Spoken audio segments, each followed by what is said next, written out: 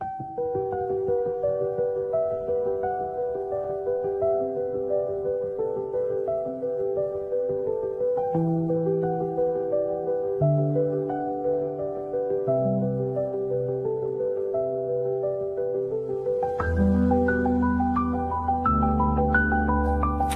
an earthworm woman.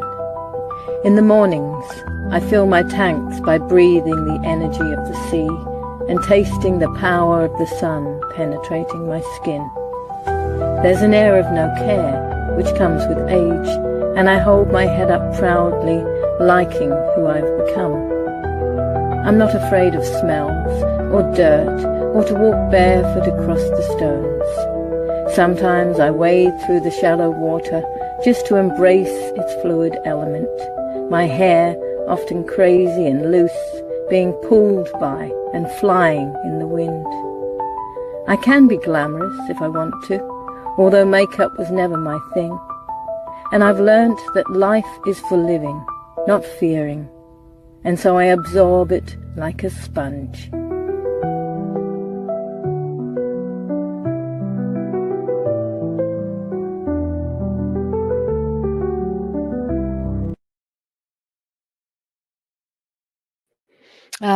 Good morning, everyone. Actually, I have to say grand rising. That's what I say.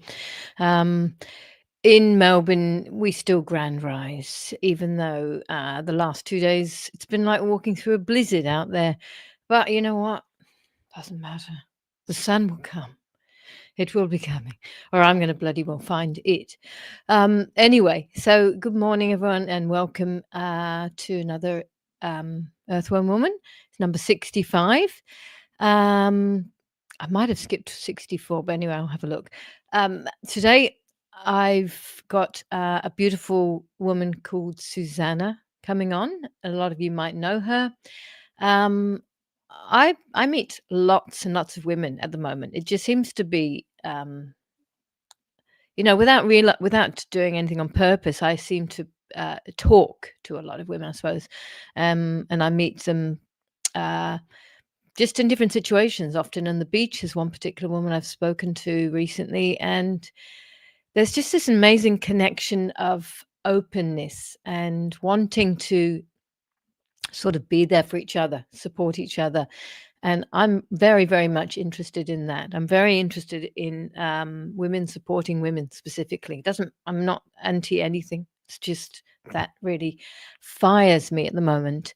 And I've got loads of things that I want to get on with, that I'm doing some of them with Marooned and everything, which is just automatically women at the moment doing that, apart from the actors in the play. And so it was a very interesting. I got a phone call from Suzanne, and she said, I want to come on and I want to talk about my past. And hi, Denise, or Denise D. Don't know you. She wants to talk about her past. And I think somebody, who was it? Oh, yeah, no, Jeannie. When I was just talking to her, she said, maybe it's something about the awakening that people, they're ready to undo stuff, and just, I think the magical thing is, I believe, talking. And so she's gone. Did I bore her away? I was just about to bring Susanna in, and she's just gone.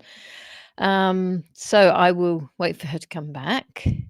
Yes, no, she's I met her in Melbourne, and she's just got this power of positivity and energy, which I do wonder often, Grand Rising Belinda, whether women are very good at putting out the front, the positive, the face, the smile. They talk to each other.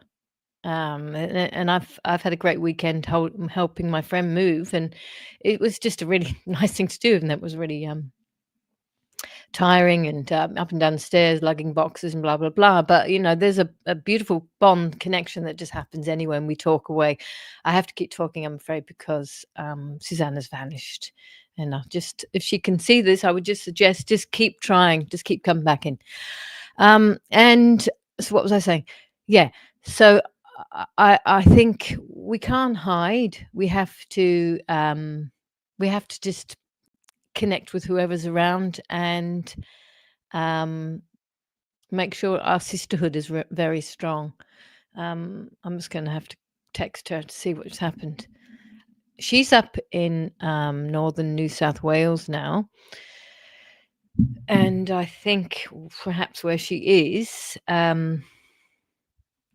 not got the greatest internet, which is really strange, isn't it? Because I thought they put all that shit everywhere to make sure that the internet was really here she comes.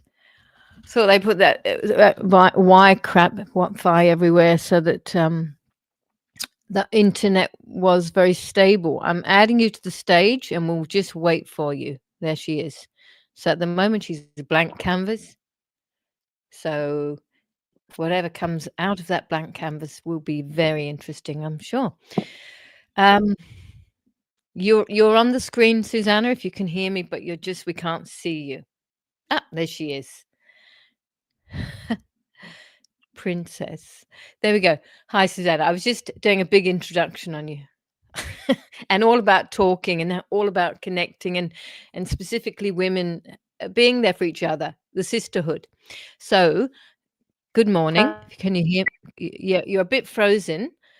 I'm not sure if everyone can hear me. We can hear you. We can hear you. I can hear you. It's just your visuals frozen. If you can carry on, Susanna, if you can hear me, just start to talk. Tell me. I hope everyone is well. They're all well. We're all well. Of course, we're well. Do you want to just start to tell me about why you rang me up? You said I'm ready to come. Oh, she's gone. She's gone again. Hang on. Let's just give me a second, everyone. We could hear and see you. Why is it what you do that when you get older? You have to speak your text as you send it. Yeah, I think she's near you, in Mullumbimby. So she's probably there we go. You guys talk to each other here. Let's have a talk. Does anyone else want to come on in the meantime? Hi, Maddalena. Back in the beautiful Melbourne.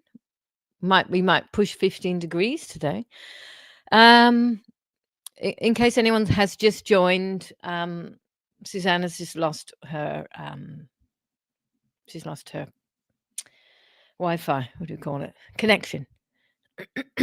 I'm not exactly sure exactly where she is up in northern New South Wales, but yeah, she's in a part, obviously, with not great reception. Now, this is not going to make much of a fun program. So, what I'm going to do on discussion. Just wondering if anybody else would like to jump on and just talk, I can send you a link. Just while we wait for her, because this is all about her story, and Susanna wants to come forward about her past and her family and stuff. So if anybody would like to come on about that, come on and talk about that, or not talk about that, just talk about anything different. No, I'm not really sure what to do here. I might have to just stop the whole thing. Sing about Canada.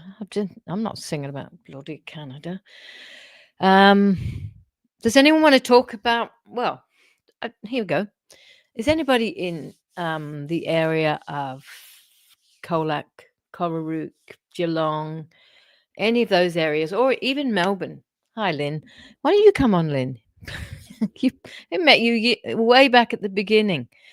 I just wonder if anyone's in those areas, because I'm I'm back, as people may know, getting marooned up there for the farming community and, well, anyone in that area really who perhaps who hasn't seen it. And this is a powerful piece around suicide, it is, but and mental health. But it's also incredibly entertaining. And, it has a lot of laughs in it and everything.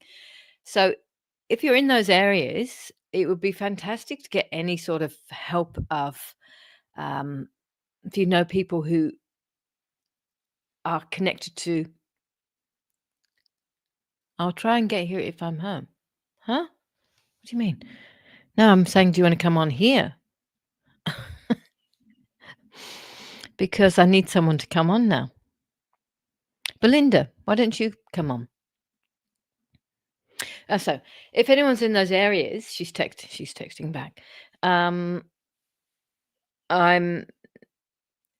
wanting to try and make it's more of an event.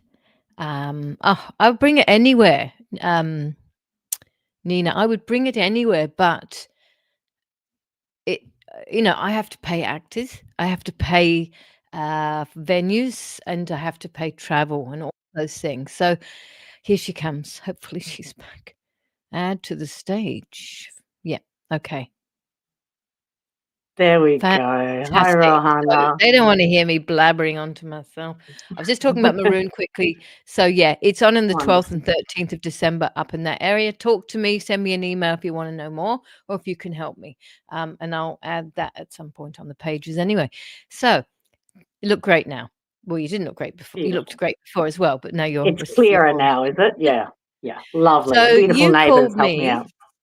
Fantastic. I did. So you I called feel, me when I was just in a point where I was saying I'm really connecting a lot to different women, and it seems to be just an automatic thing. We're connecting and wanting to talk about stuff, and so I just want you to go ahead and tell me, talk about why you felt the need to call.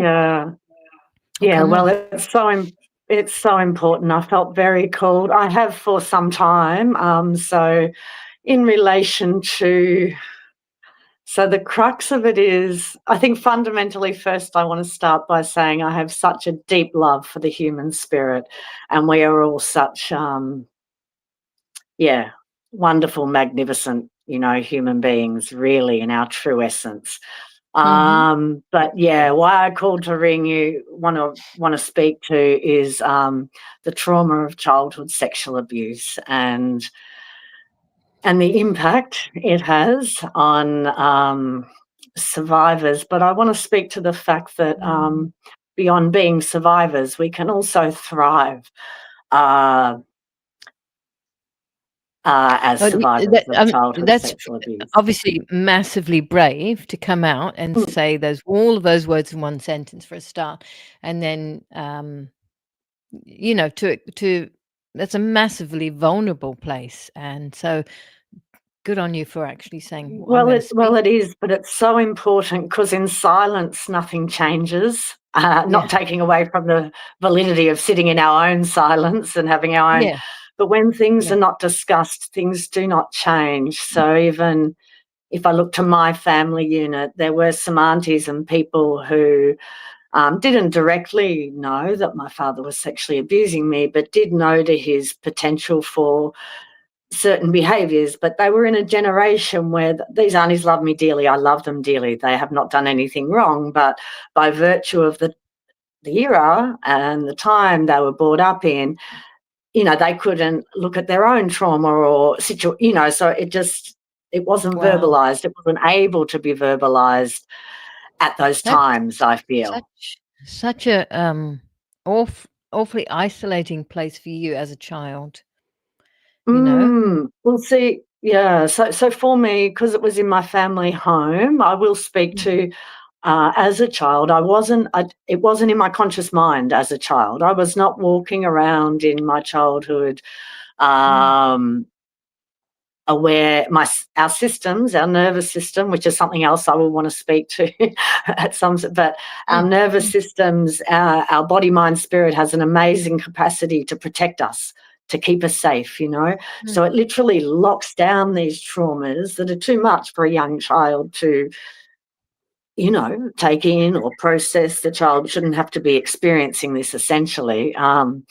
But our system has an amazing way of protecting us and locking it down. So this varies. Every person has their own unique experience. So maybe it speaks to the fact that the abuse would have started so very young and Well, I was does gonna start say, very how young when old it's was in. do you think it The was? earliest memories I have are when I was 3. So they Oh came my back to me. god. So as I said, it was like, so as a 3-year-old, it was like a tickling game. That it was like I have a very vivid memory of being in my bedroom and not wanting him to come in, but I didn't know why I didn't want him to come in, and I just was hoping my dad wouldn't come in, and then when he came in, it was this tickling game, and and he tickled down, to then stimulate, Oh I my probably goodness. laughed because as a child, it's a sensation, it probably is ticklish. I mean, I had to Oh, come to terms with that as well, that as a child, probably sometimes my responses were just, responding to the physicality of, even though I didn't want to play this game that I was, even as a 3 or 4-year-old, aware was his game. and your mother was around? So she was, but she didn't know. I really, with all my heart, don't believe that what an angel. My beautiful mama, I wouldn't be okay if it wasn't for her most beautiful, honest heart and love. But Mm, see, he was a master manipulator, as is the mm, case usually. mm, So, and he was a serial abuser, that I was to find out later. But anyway, so he and would, he put mum down a lot and made mum feel stupid. So when I did remember as a 20-year-old, and then the memories just all started flooding in. But when I had that first memory and really knew then clearly, um, and let my mum know, she was already not with him because he had gambling and other problems as well. So she mm, was not with him from when I was 16. So that's when that abuse would have stopped for me. Um, right. Yeah. and I will say, sorry, I'm probably going to go in different directions, but Go I will anywhere, say that it was, anywhere. There's no right way to go. mm, Anyway, yeah. yeah. So I had the first memory I had in my early 20s. Mm, right. Um, I'd had so I was a high achiever all through high school. I had the beautiful outlet of dancing. I went to the College of the Arts for my secondary school. So having that Mm, outlet was paramount, I think, to my well-being. I think that's why mm. otherwise, if I hadn't have had something I was so passionate about and enabled me to release some of the excess emotion, even though I didn't realise, and yeah, be able to prove to myself I was okay. There's this theme of there's something fundamentally wrong with you, which there is not. So for But all those years as a child into mm, whatever until he went, mm, you kind of you didn't acknowledge it almost. You just shoved it down it was somewhere. literally locked away. So later in my Mm, healing journey, because it took many mm, different yeah, it was a long journey from that moment of first remembering. Yeah, I had a nervous breakdown. I didn't know why I was having a nervous break. So I'd been and lived in Japan and worked in Japan for a few years, and learnt Japanese quite well, and then came home, and I was supposed to be going to Sydney to run the children's pantomimes they used to do in the shopping centres. I mm, had worked mhm. doing that when I was 15, 16, 17. So Wow, I was supposed wow. to be going to Sydney to do that again.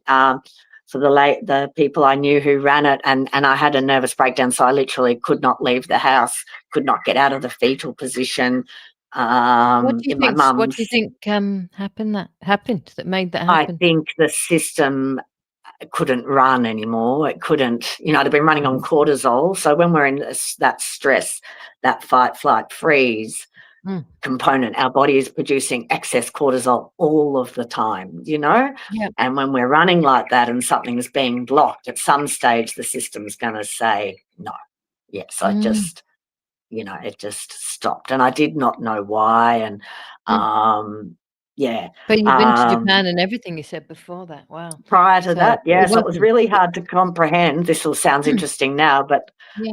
at the time I remember thinking, how can I be so scared and not be able to get out of the fetal position in the safety of my own room, in mum's house, in my hometown? I've lived on the other side of the world, like how is it possible that, anyway, so I realised now the nervous breakdown, that was because I was bawling, and it was my system's way of releasing some of that excess emotion that was bound so deep inside.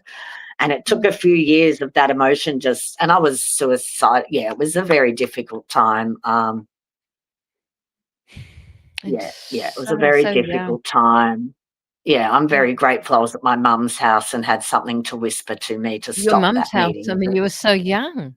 You were so Yeah. young, you Mm, needed mm, obviously, you already at that age where you say that I was at my mum's house, it's like there was a trust that was you didn't even trust that these parents were people that would protect mm. you, even though, Yeah, your no, mother mum I wasn't. did feel safe with. Mum Yeah, I was safe yeah, with. See, when I had the first memory and told mum, she had trouble understanding what I was saying because, I probably wasn't using very clear language initially as yes, well. I was probably just yeah, saying that I yeah, remember that Dad skirting touched me around. and it was, in a bad way, and she never saw him hit me because he didn't, or, he wasn't Mm. violent to me in that respect, and the thing is, I wouldn't have been, when he was raping me, I wasn't screaming and things. My system had already learnt to freeze.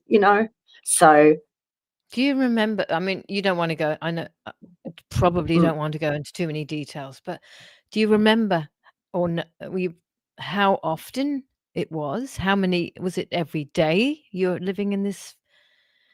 probably not every day. No, no. Yeah, I yeah, don't yeah. think every day. Um, something But you must have is just dreaded him being around. well, see, this is it. It was such a contradict honestly, Rahana, see, in the waking hours, this is gonna sound so odd, but this is just the Yeah, truth of it. In the waking hours, I had 2 older brothers. I was the baby girl. I was the daughter. yeah.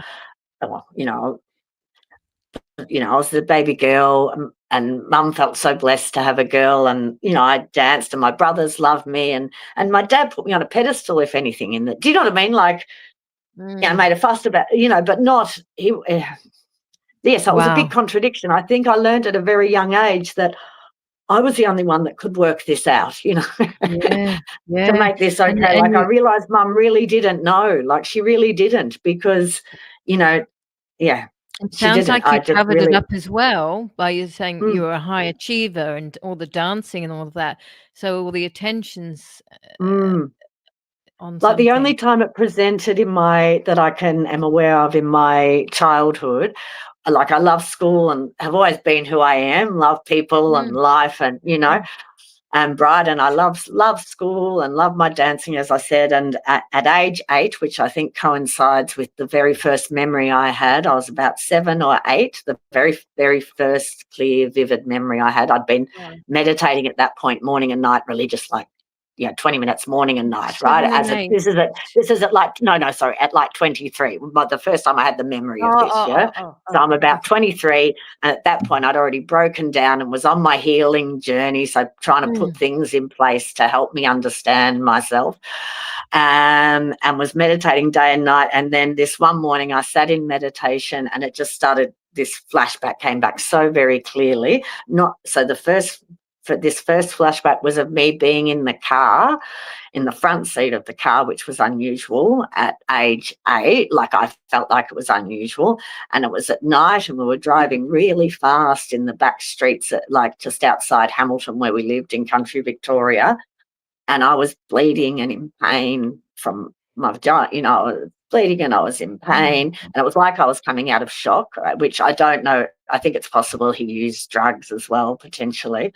Um, Oh, and and he was driving the car, and as soon as, and in this memory, so it's of me in all this pain and hurting and coming out of shock, and I just looked at him, and in this first memory, it was like I just knew what had happened. I knew he'd hurt me there, in the very first memory I had of this oh, instance, which I think is probably the first time he penetrated and put me into shock. I'm sorry if this is vivid for people, No, but no, no. in any case, See, this is how it's well, coming what out. it does for me, I just wanna hit people. I would just wanna smash someone's face Mm, in. You're an mm, innocent child, and mm, all he's causing is pain, and that's mm. it's So the horrendous. reason I spoke to that then is because I think that's one time in my uh, day-to-day life. So what happened is all of a sudden I was really, really scared. Mum didn't know what had happened, Right. because nothing had happened. It wasn't like I'd had, a fall or been in some accident. Mum was completely Mm, unaware what had happened. So Mum was really thinking something must have happened in school, because I didn't want to leave Mum, because I was safe when I was with Mum again, like, yeah. So it never happened when Mum was around, So, and right. I couldn't go to school, and the only thing I could do was make myself go to dance. But Mum would come with me and sit in the studio while I was doing my dance class for a few weeks. This or something when this went on, and Mum approached the school, and the school had noticed, something wasn't right. Mum just thought something might have happened at school, maybe with kids, something. She wasn't thinking Yeah. along Never these never look lines of. in front of them. Yeah, yeah. Well, no, no. As I said, they're like master manipulators, So that's part of how they get access in a broader And also sense to for your so many. mother and your brothers, if they were aware of anything, then they would have to be accusing, and admitting. Mm, Um, yeah, so someone's yeah. asking, didn't she see the club? But she was a child. She's not gonna be seeing No, that. Um, no, no. So, and then the school was really worried about me, and the school was worried something was happening at home. But anyway, then that passed over a few weeks or whatever period of time it was, and then I went back to being my bubbly. Do you know what I mean? So, what I was later wow. to find out, as far as how our body deals with trauma now, let's just go back to the basics now, Mm, stepping away from the mm, details of things, mm, but the way our body handles and processes trauma. So, uh, yeah, I did a lot of different things which were helpful to heal the trauma, from counselling, a lot of writing, a lot of different things as an adult, I mean now, to on my journey. And then I discovered network spinal, which is the work I now do now as well. It's a mm, beautiful modality because it helps to identify where these things are like stored in the physicality, in the body. right. And on my Yes. own journey with that work, getting care, Mm, so after my body started to have a sense of greater safety was the first thing it needed to do, then it started to like uncover these where the body had stuffed these wounds, because again, as the young girl, I wasn't screaming or it wasn't being processed in any way. So it got locked down, yeah. So then mm, one point arrived in my trauma. So with this work, the nervous system of the person who's being worked on guides the treatment where the contacts will be made, and then at different times different contacts and things will open up when the person's system is actually ready. It will reveal them, so to speak. mm, mm, So in my care there was something being revealed to me, a gateway up through the top of my neck. So these contacts are very, very light, right? But what would happen is when the practitioner came in to make a contact, I would just start screaming. They were hardly touching me, right? But my system was now opening the gateway, so to speak, and they came in and they would come in to approach the gateway, and I'd start going, no, no, no, no, like literally out mm, loud, and they're not mm, doing anything, right? But mm, what I was to discover when the time arrived where my system was secure enough to lean into that gate, actually to take a breath into that.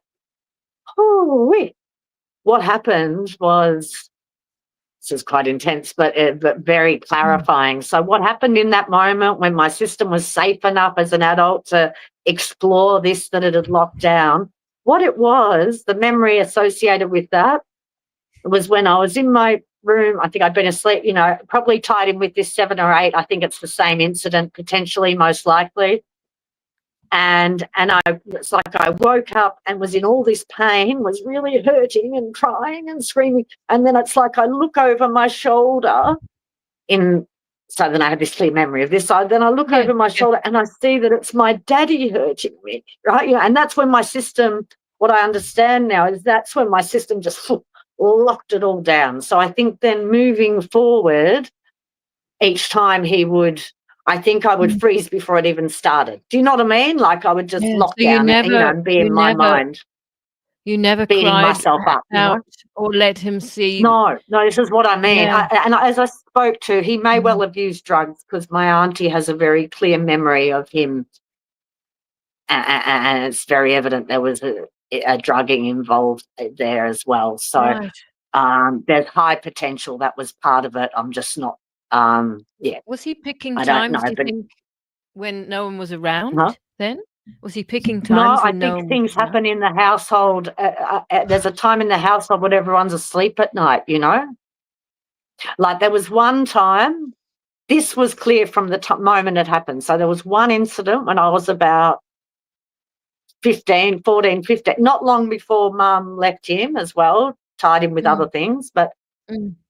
there was one incident in our house, and that is I was aware of, we were aware of at the time. This incident was, I was in my bed, and then, it's like I woke up also, and he was in my bed naked, lying behind me, right? In this instance, right?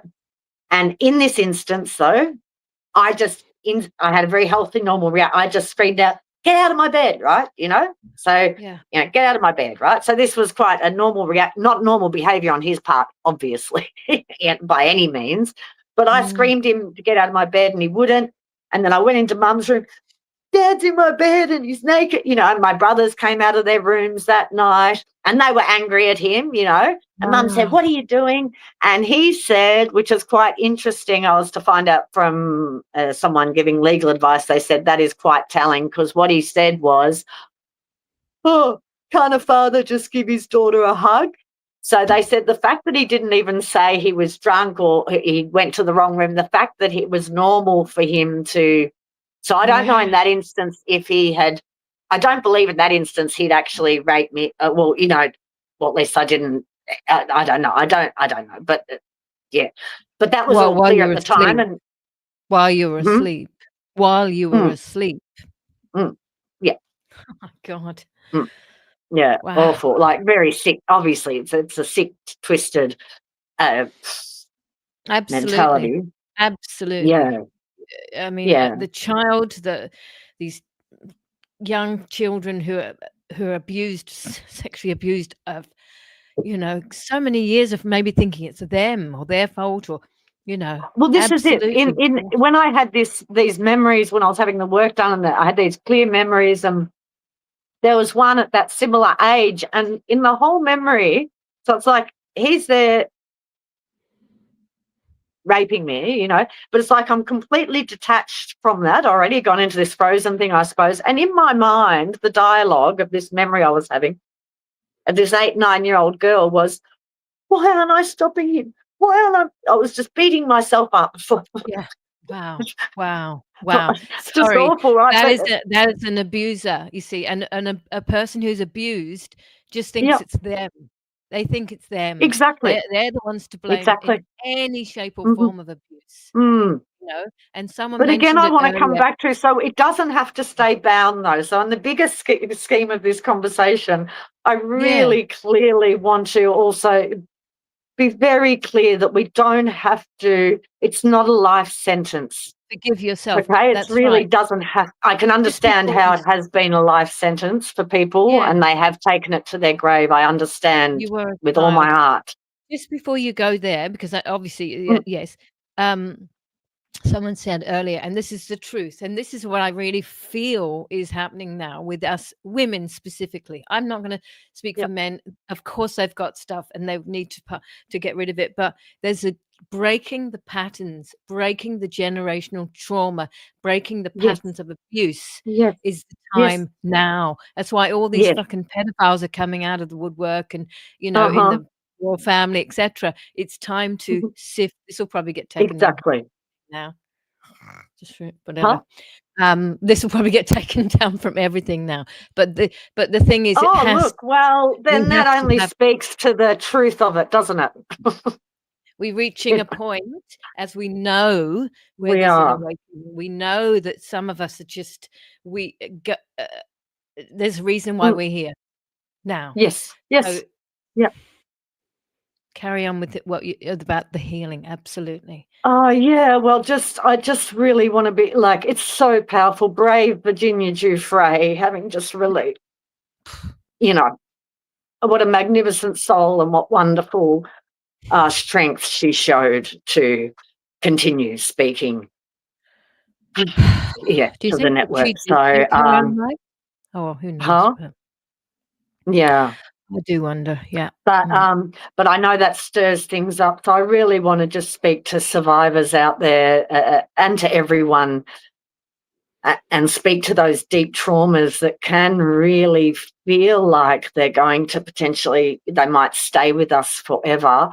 And it does not need to be the case. I've started recently speaking to, now there's nothing simple at all about the trauma, but if we look in a simple way, if we can, just to the nervous system, our nervous system makes everything function in our body, right? So its role is to process the information that it receives internally and externally. Yeah, that's its role. Yeah, and ideally it processes that information, it moves through, and then it doesn't have to hold that information locked in the body, So if you look at a duck, it gets a gunshot goes off, it gets a fright, it shakes, it moves through its whole system, and then it's as calm as can be. It's not carrying that fright anymore, yeah?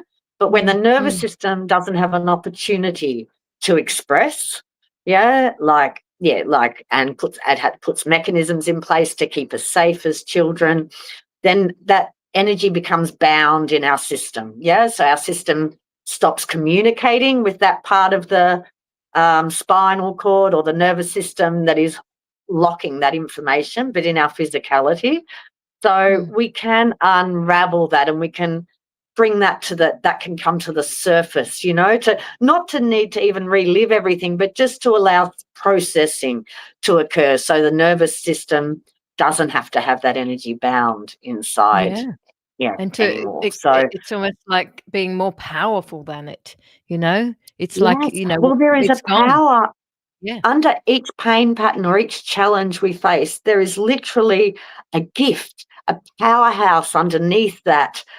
Eckhart Tolle refers to it as the pain body so beautifully, So they're all those pain patterns that the body put in place to protect us, to keep us safe at the time, but they don't need to be bound there anymore. So as they unravel and they're allowed to express and move through, what comes up from under there is a gem, like the crystal has to be crushed, to form, So it's like we have these gems, these crystals, these parts of ourselves that we thought were taken away. No part of our soul can ever be taken away from us. No, exactly. Ever, right? But it can be in a disconnect, by virtue of being a bit smothered, it's holding on to a certain pain pattern. But there's always amazing information underneath that and knowledge that we learn. And then we start to vibrate at different frequencies because we've moved through that lived experience. So, as much as we signed up to be here now, that involved us equally signing up for all the experiences. And I don't say that lightly. I speak to that with myself. I know that I needed to come in to have that. Look, it shouldn't exist, but in a world where it's rampant, me having had that lived experience then gives me an understanding I would never really quite have, to be able to now be in a better position to speak to it, or to the work I do with, or, in different ways, even just by processing it, just our being holds those codes then. Yeah.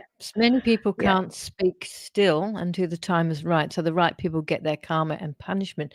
Yeah. But that's not where your parents aren't alive. No, I'm anyway, not coming from there, because obviously I did explore the court process with my father for many, many years. I carried the burden of just knowing that he would be continuing his behaviours because he'd had them all his life. And nothing was done about it in the court system. One time it was investigated for a year. The guy leading the investigation was wonderful, and he really thought it would go to court. But, of course, it got stopped by his superiors. So this is what we find is always happening. So I want people to know that as much as it is wonderful, obviously we want people to be held accountable without question, but you don't have to wait for someone else to be held accountable for yourself to heal and come into greater embodiment. So this is it. The power actually is always going to be within our being, actually. Yeah. And by virtue of that, things do shift as well, exponentially. Yeah. So but we after can, you obviously from 16, how long were you in a sort of a breakdown period then? No, so I was, so I finished secondary school, 18, and I went to Japan for a few years. Okay. After that, Yep, and then I came home at like 21, just before I turned 22, and then that's when I had that breakdown, maybe an 8-month period of solid breakdown, shall we say, and then I, started going swimming at the pool to try and get some energy, and then moved on a little bit, but then I broke down again. I still at this point hadn't had any memories, so I didn't know what was causing it. So that was quite very hard. I felt like I wished I could have told Mum then, ironically, but I was like, I wish I could tell Mum that, I'd been on drug or, I'd been raped, because I didn't know then, right? So I was thinking, I wish I 20s, had some reasoning. I didn't understand. I was in a prison. And that's when I understood that hell is... Yeah, that's when I understood very clearly, though, hell is not a place. It is a state of mind, Like I felt like I was in that. I'm very clear about. In the same way, heaven is not.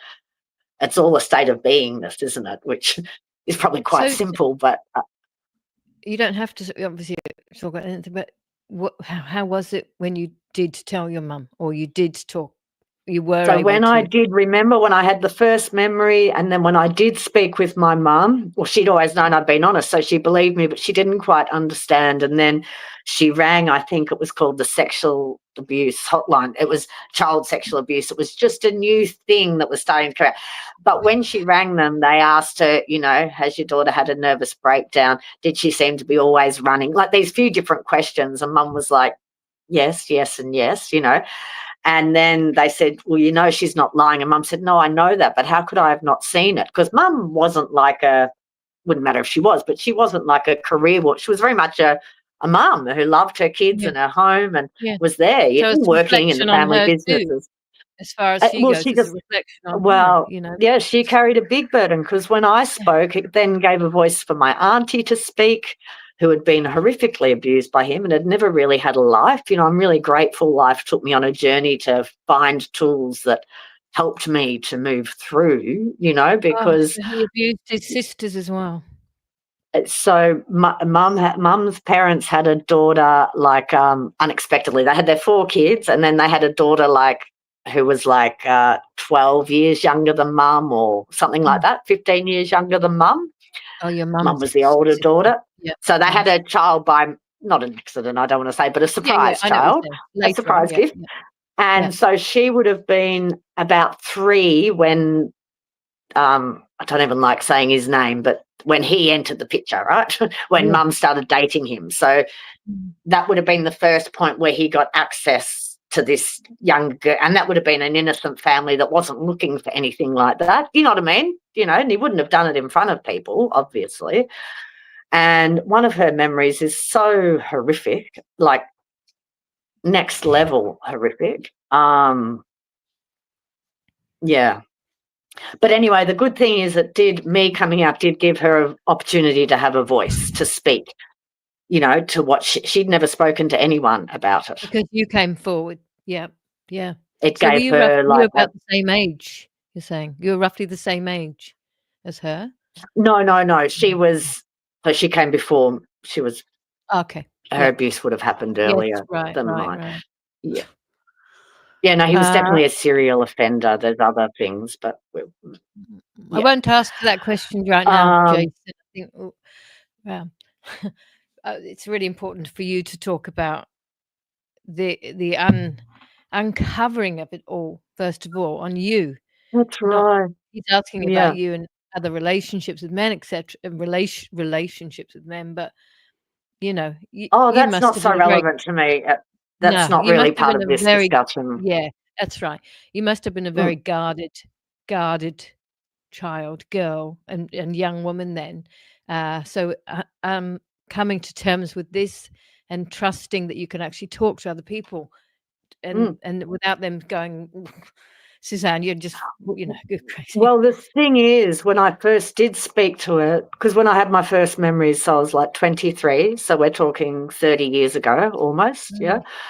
And when I first started to speak to, like, I had to start putting it together, come to terms with it myself, because it's because very it was hard something to that you comprehend at 23 how you could be remembering something no.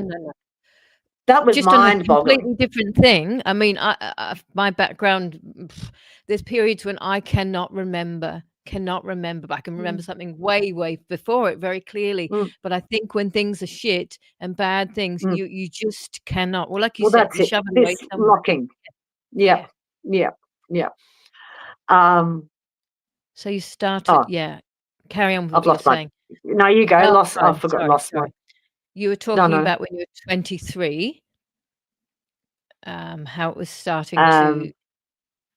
Yeah, and then and that's when I first had my first memories. And then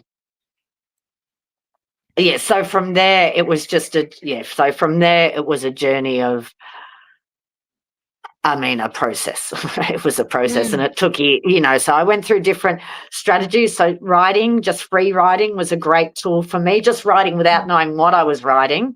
And then often what would happen, I'd go through all this, beating myself up, actually, language, because that's probably what was going on. But then I would come to clarity. Things would start to present. Actually, I want to share something Beating very yourself quickly up with with you.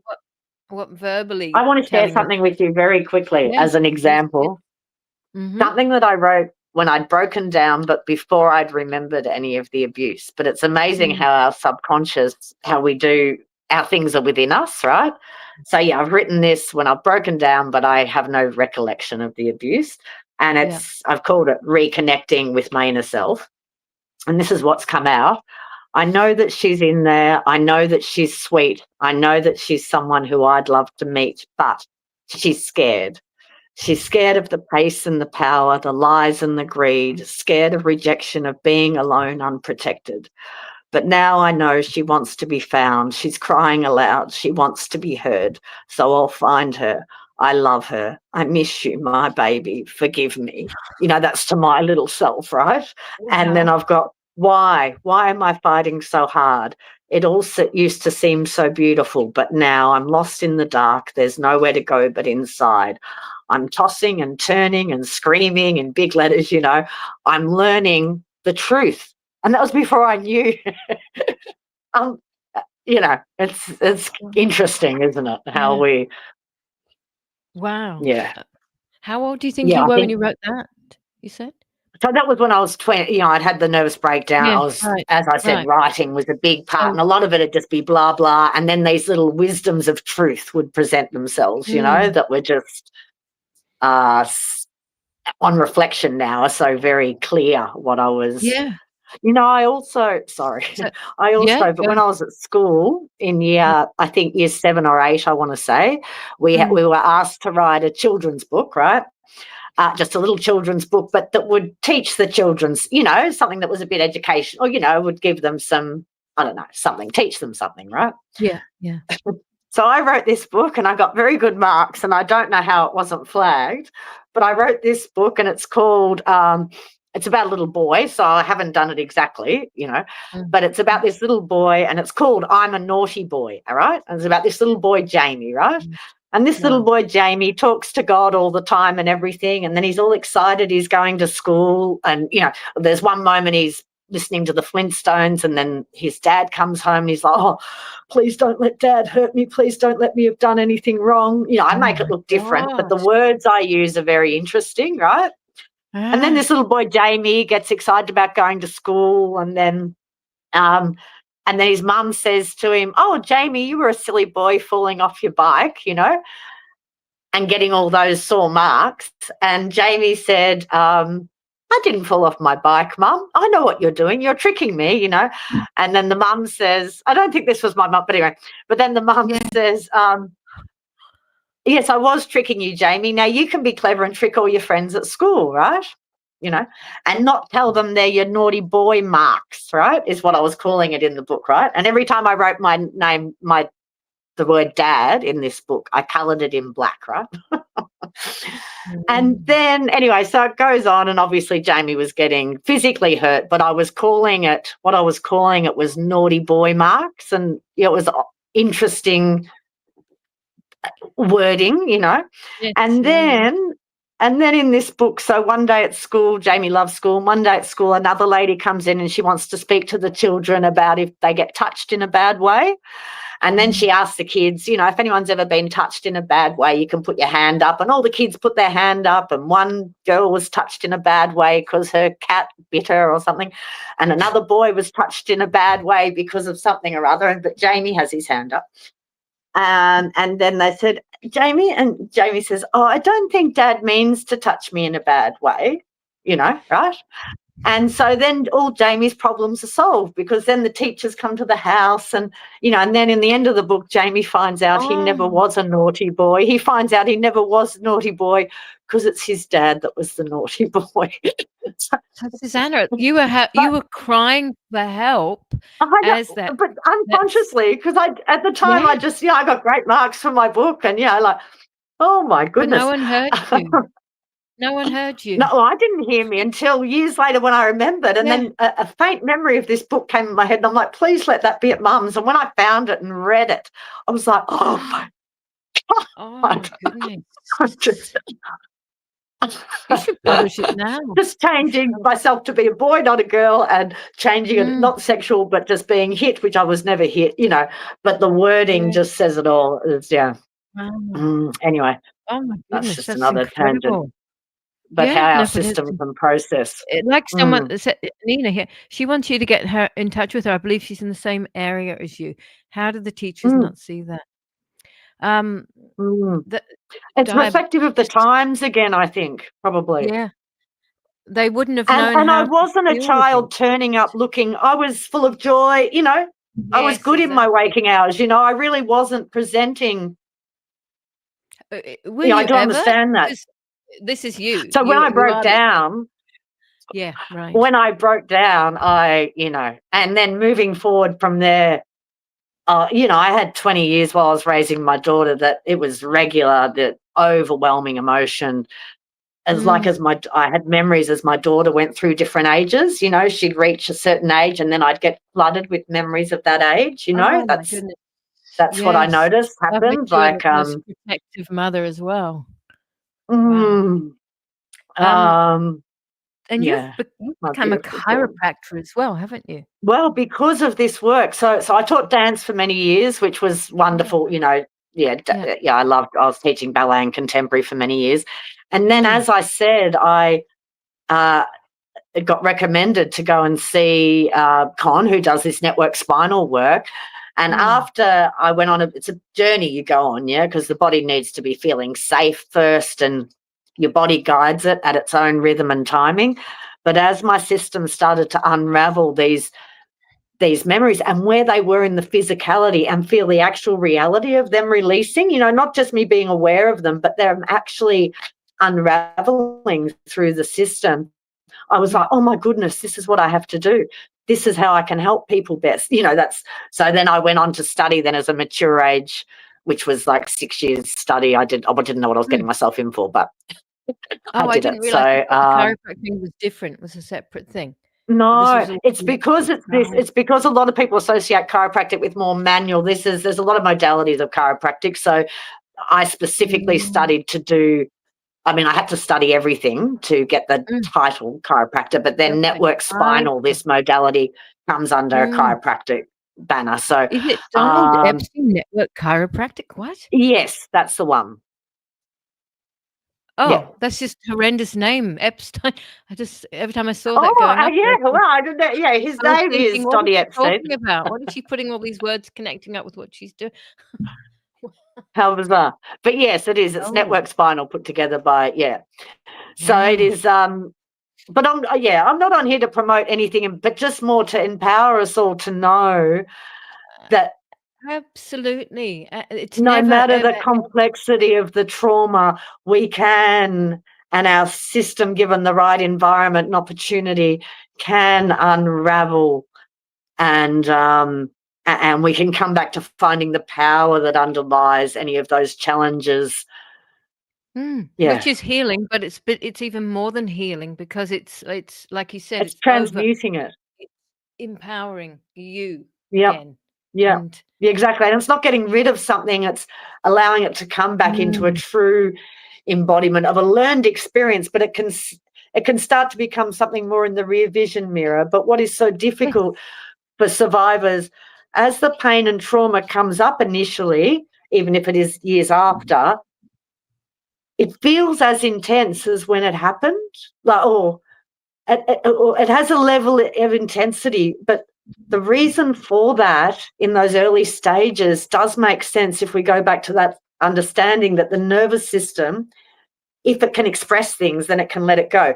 But if it's not expressed, so it literally means, like, for example, with me, and again, everyone is going to process things differently, but when my body started to feel safe enough to uncover some of the locked areas where it had Mm, put mm, this trauma, I would literally be on the table, getting work done. I mean, like getting this network spinal care mm. done in a beautifully held environment. But I would be on the table, and when my system locked in, it just took on a life of its own. And I'd be writhing and crying and, bawling, and, Mm. nothing conscious Mm. about it because there's actually other people in the room on their journey, but I couldn't control it because Yeah, it's that yeah, innate wisdom then just moving it through. It's yeah, yeah. and for other Well, people, it will happen in a subtle way. It doesn't have to happen in any particular way. But this is the thing. We all have our own unique pathways and we back know that home also to if you ourselves, hold to on to source. stuff or if you don't get it out or whatever, Mm. release it, overpower it, y this is how people get sick, Oh, holding on to exactly. it. Exactly.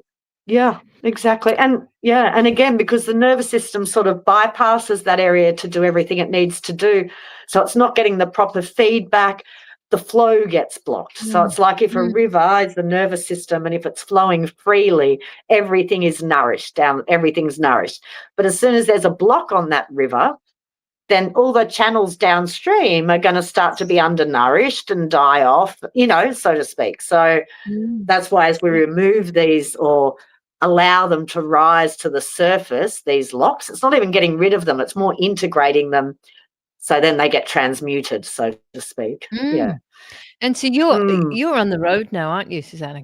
Because you were, No, not now. I've in formally arrived. I've arrived where I know I'm to be, which is I'm at the base of Wollumbin, Mount Morning, and the mm. land here is magnificent. I feel like the mountain called me Oh, sorry, and the you communities moved, around and here.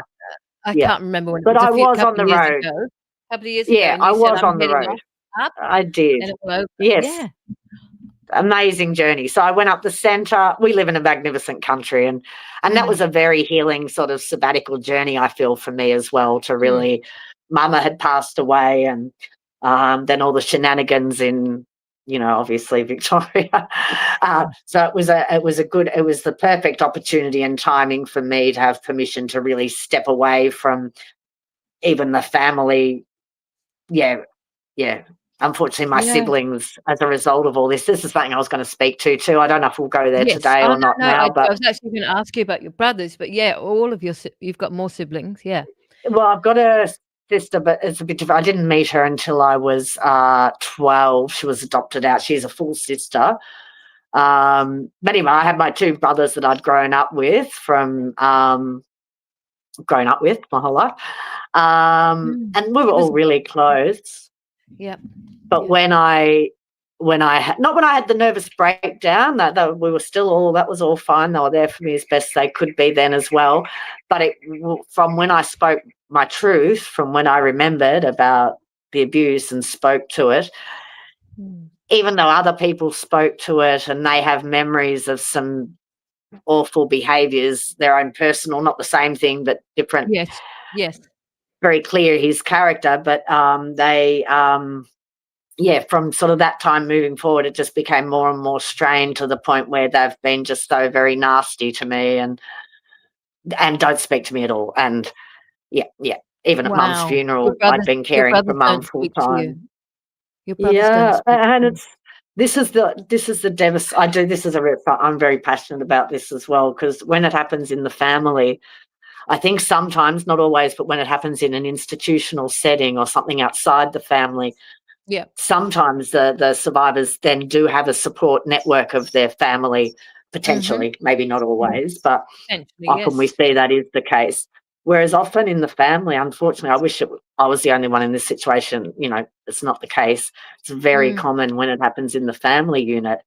Then the mm, survivor who speaks of the abuse, the one who speaks of the truth, we're all mm. familiar with this now, is the one that gets, rejected and attacked, like Yes. not physically, but verbally attacked. No, And no, no, no, because you um, are mm, actually you bringing other people down, yeah, which is another you're presenting something they don't want to see. With my brothers, yeah, it was so hard for me to understand. I was in so much pain. I love my brothers dearly. So for many years, I really could not understand. I could work out about his disturbances with the abuse and his sickness, to a mm, degree, do you know?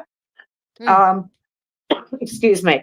But I could sort of come to terms that he's a sick human being doing these sick things. But yeah, it was really hard to contemplate how then that overflowed to people who had loved me, like rejecting mm, me because I'm telling them that he raped me mm. when I was and I had other family members at different times when I went to the police, and that even family members who were very much aware of the abuse, but they were scared of him maybe, I don't know.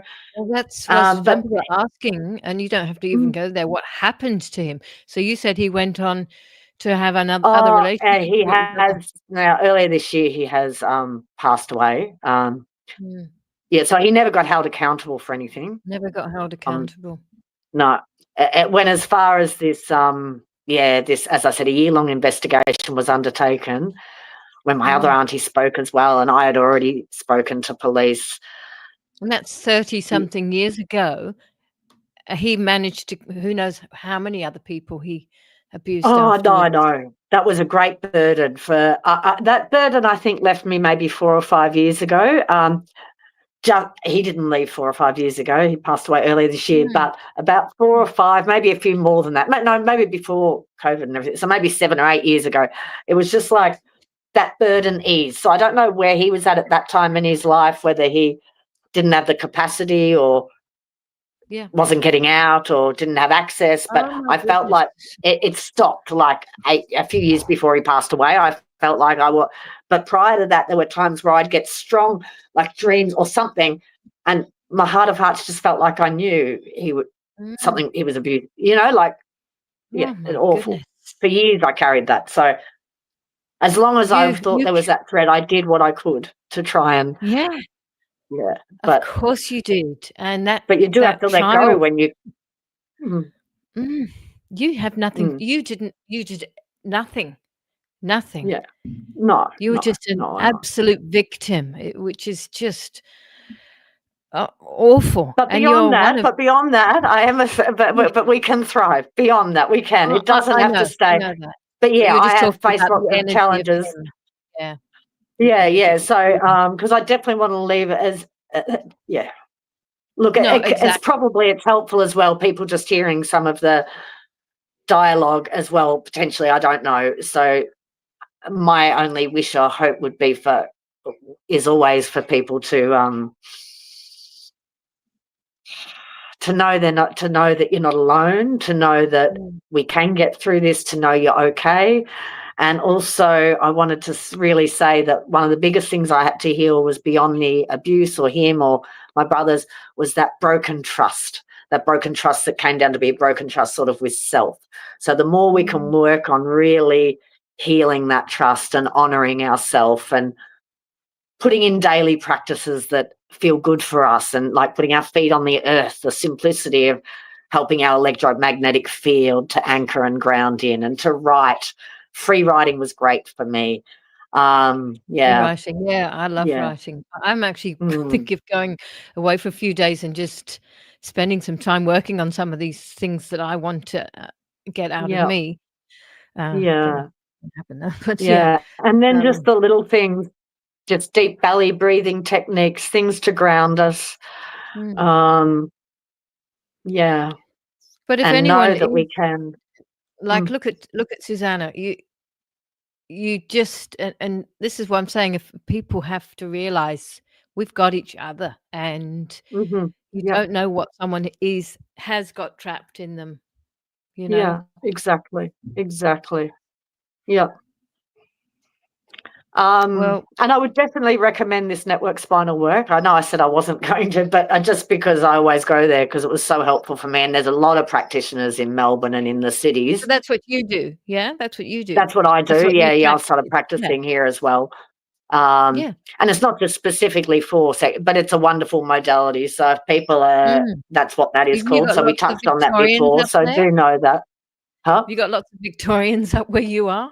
I'm sure they'll Yeah, probably more and more people. It's a magnificent part of mm, the world here. As I said, I feel like the mountain called me actually. And from the moment I arrived here, literally pulled up here, I just felt so held, mm, held by this sacred land.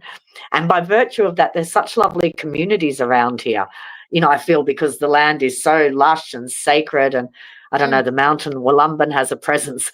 And I feel like the communities around here really reflect that most beautifully. Like every Friday morning, people who know me know how much I love to dance. It's an important it's an important mm. medicine for me, dancing actually, to release it. And every Friday morning in Yukai, the little village near where I am, the community gathers to dance from 9 till 10:30. Not That's the whole community, fantastic. but Oh, 30 well, to 50 people are in there. And someone different does the playlist each week. And it's such good, that yeah, it's is such good medicine. So, I'm gonna come up on Friday. I'm gonna yeah, come right? You must. You'll have somewhere to stay, Rahana. I'm looking at Oh, some lovely to speak with you. thank you so much for opening up your soul and your Yeah, no, guts my through honour to me. share. And look, I'd be happy to share some more about maybe not even that, but just different daily techniques, maybe not today now, but Yeah. different daily Well, little things we can do just little things we can do, to but shift our yeah, energetic field. And yeah, we have yeah. to, and get in touch with, Suzanne. How would people get in touch with you if they wanted to? So, the Facebook? best way, yeah, it's either the phone or the internet. I'm not, my website, I'm sorry, fell by the No. wayside. I was They reluctantly can paying contact my, me. Yeah, sorry. huh? They can contact me at Yeah, theearthwormwoman@gmail.com. For now, I'm gonna get a proton mail or whatever we have to get. And okay. also I want people to send me your emails, because Yep. I heard something else today, that things might not be going so much into this whole Mm, um, yep, under 16 thing, that they might be just doing sporadic ones and, talking yep, like it was probably a bit much of us to ask. But just in yeah, case, I'm gonna get onto Proton Mail, and good, yeah, so people and very likely off of all of this eventually, but so we need to start gathering our emails and phone yep, numbers so we can keep in yep, beautiful, contact. absolutely. Yeah, so people are welcome to contact if they wanna discuss further. Yeah, I'm open to anything that's gonna Go and help give her a support. huge hug. Go Oh, bless. there's her email for you. Beautiful, thank Um, you. Much thank love to you everyone. thank you, Susanna. A Thank massive you, hug to Rohan. you, and, Yeah. yeah, I hope to come and see you some point, and thank you, Oh, look everybody, forward to for it. being here. It was a very, Thank you, very vulnerable. everyone. Much love to all. Ciao, ciao. Okay, bye-bye. Bye. Bye-bye. I am not just a product made to satisfy the pocket, nor do I require the same fame others seek. I desire your heart, the passions that make you a woman, any woman, every woman. My scents are a representation of purpose, courage, confidence, each botanical ingredient a praise of thanksgiving and self-care. The way I feel upon your flesh, a comfort of nourishment, as I feed dehydrated and depleted layers of skin, bursting for a new life of regrowth and youthfulness.